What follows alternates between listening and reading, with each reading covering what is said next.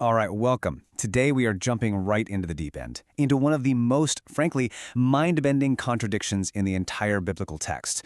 We've got two epic stories of destruction, right? Two world-changing events, and I want you to just picture them side by side, like two movies playing on giant screens.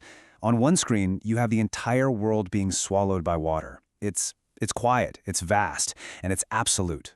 The water just rises, and everything is slowly, silently erased. It's this hidden judgment, a total system reboot happening in the background. Then, on the other screen, you have this intense, localized inferno, fire and brimstone just raining from the sky, a targeted surgical strike on Sodom and Gomorrah. It's loud, it's personal, it's completely out in the open. And buried inside these two disasters is a secret, a paradox locked in the very names of God that are used. Okay, let's get into this. So here's the plan for our deep dive today. First, we're going to frame this cosmic contradiction, really get into why it seems so backwards. Then, we're going to look at each destruction one by one, the silent flood of Elohim and the fiery rebuke of Yahweh, to really get the spiritual mechanics of each. After that, we'll unlock the Zohar's master key to this whole thing before mapping out the divine machinery behind it all with the Sefirot, colors, the whole shebang. We've got some powerful analogies to make it all stick. And then, at the end, we'll see how these two ancient ways reality works play out, not just back then, but in our own lives right now.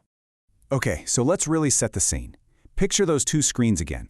The first one, the flood, it's almost quiet. It's like a slow-motion apocalypse. The text says the fountains of the great deep burst forth. It's not really an attack, it's more like a reversion. Like the world is just dissolving back into its original watery, chaotic state. It's hidden, it's total, and it erases everything. The second scene, Sodom, is pure Hollywood.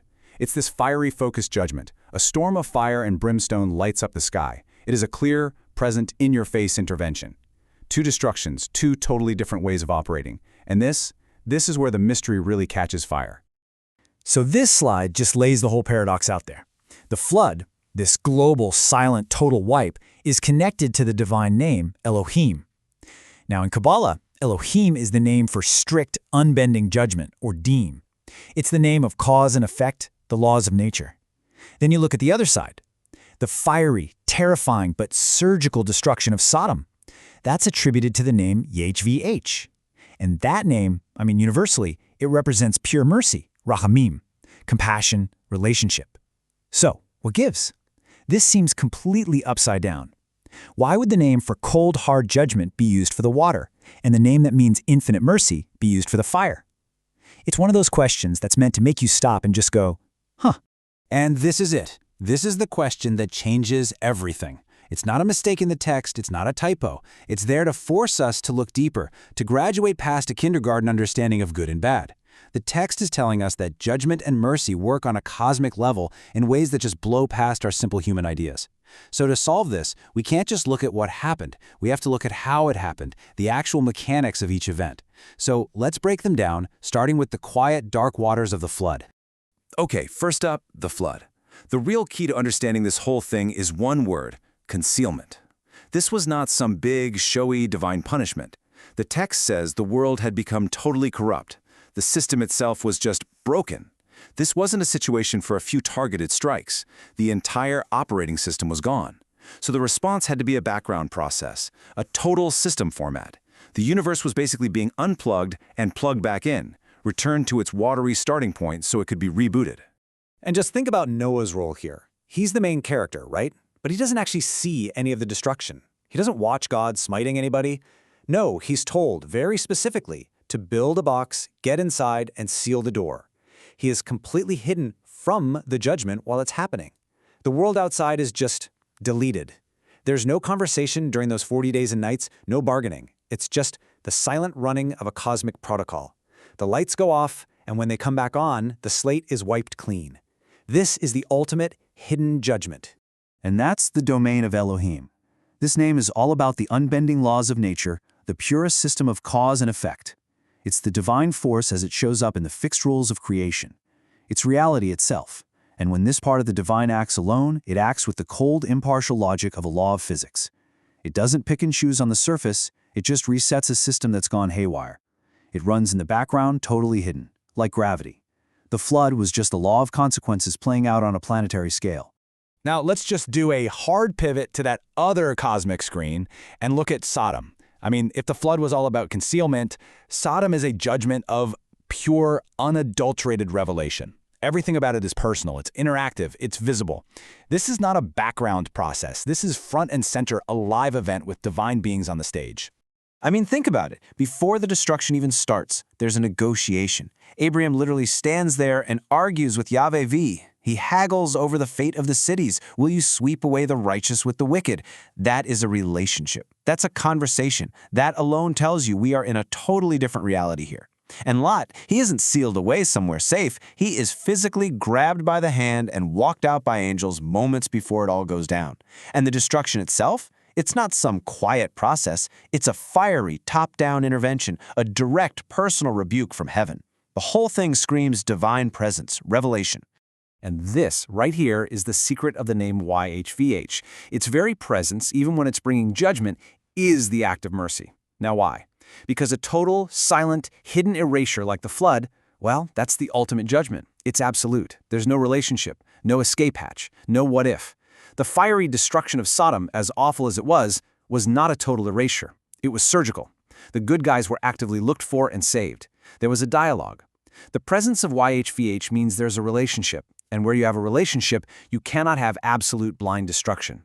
The fire itself, the revealed judgment, is actually an act of mercy compared to the alternative, which is just a silent, systemic wipe. Now look, this isn't just us spinning a nice theory.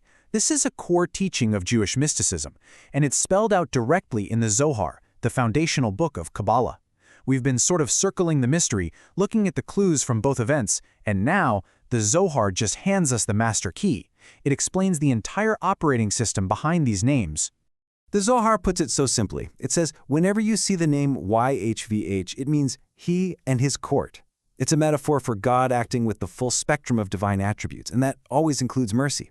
It's the whole system, balanced, working together. But when you see the name Elohim by itself, unspecified, that means you're dealing with the raw, unfiltered power of judgment acting alone. It is din all by itself. So the flood was a judgment of pure, raw din. Sodom was a judgment where din was carried out through the system of rachamim, or mercy. The mercy wasn't that there was no fire. The mercy was the presence that aimed the fire with precision. Okay, to make this even more clear, let's use a modern tech analogy. Think of the flood, the act of Elohim, as a silent, full system format. You know, you start the process to wipe the entire hard drive on a corrupted computer. It just runs in the background. It's total and it's completely impersonal. You don't argue with it. Now think of Sodom, the act of YHVH, as a targeted, visible execution process. The system administrator is right there, watching the screen, monitoring the output. They are surgically deleting specific corrupted files while making sure that the core OS and the important data are protected. It's a monitored, personal, and surgical operation. So we're getting the why, right?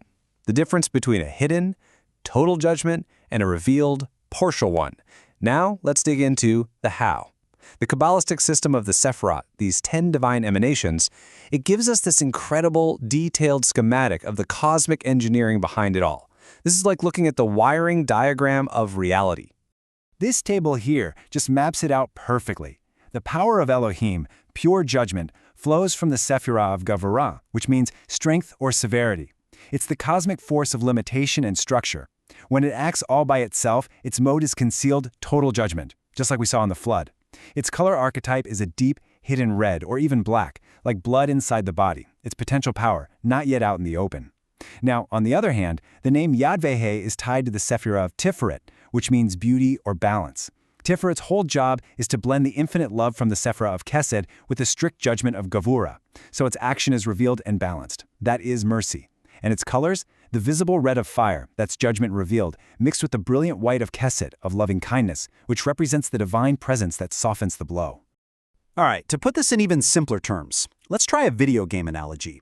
The flood, the act of Elohim from Gavura, that's like a full world reset. The game got so corrupt with bugs and cheaters that the developers just had to wipe all the servers and character data overnight to start fresh.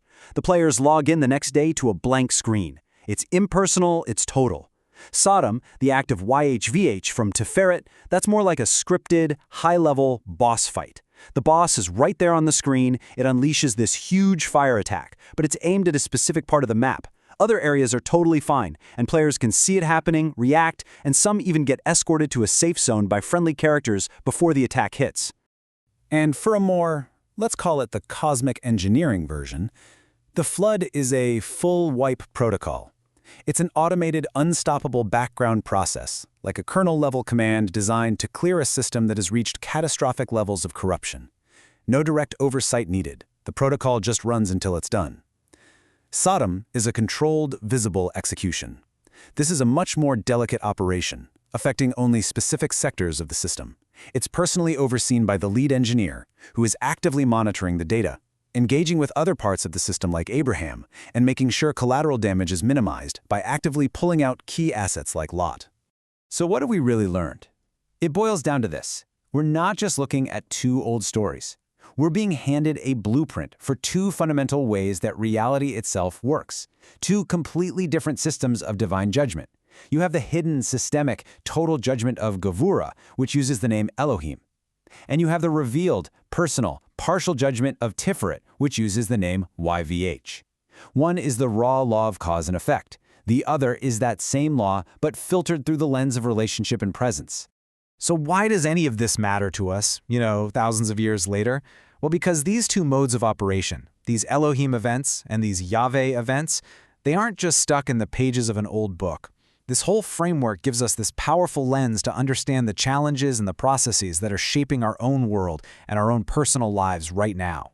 Just think about the stuff that happens in our lives. Some things feel like Elohim events. They're impersonal, systemic. An economic downturn costs you your job, a hurricane hits your town, you catch a random virus. These are the unfeeling laws of complex systems just playing out. It feels like nature taking its course. And then there are Yahweh events. These are those moments where, even when things are really tough, we feel some kind of revealed, personal connection. Maybe it's a friend calling at the exact right moment, or a sudden idea that solves a huge problem, or just this deep sense of presence and guidance when you feel totally lost. It's the feeling that you're not just a cog in some machine, but you're a character in a story. So that leaves us with the final question to really think about. Look back at your own life. When have you felt that silent, hidden hand of systemic law, an Elohim event, where things just happen because that's how the rules work? And when, maybe even in your hardest moments, have you felt that revealed presence, that feeling that you're not just dealing with an impersonal system, but you're actually in a relationship with the force that's guiding it? Knowing these two modes doesn't always change what happens, but it can totally change how we experience our own reality. Thank you for joining us for this complete journey through the Pardes. Diving into all these different layers of meaning is really what lets us find these incredible truths that are hiding in plain sight. We really hope this whole framework of concealed versus revealed action helps you and your family see the patterns in your own lives with a little more clarity and purpose this week. If you enjoyed this full chapter deep dive, please do us a favor and like, subscribe, and share. Which part of the journey touched your soul down in the comments? We actually love reading how these ideas connect with all of you. We'll see you in the next chapter.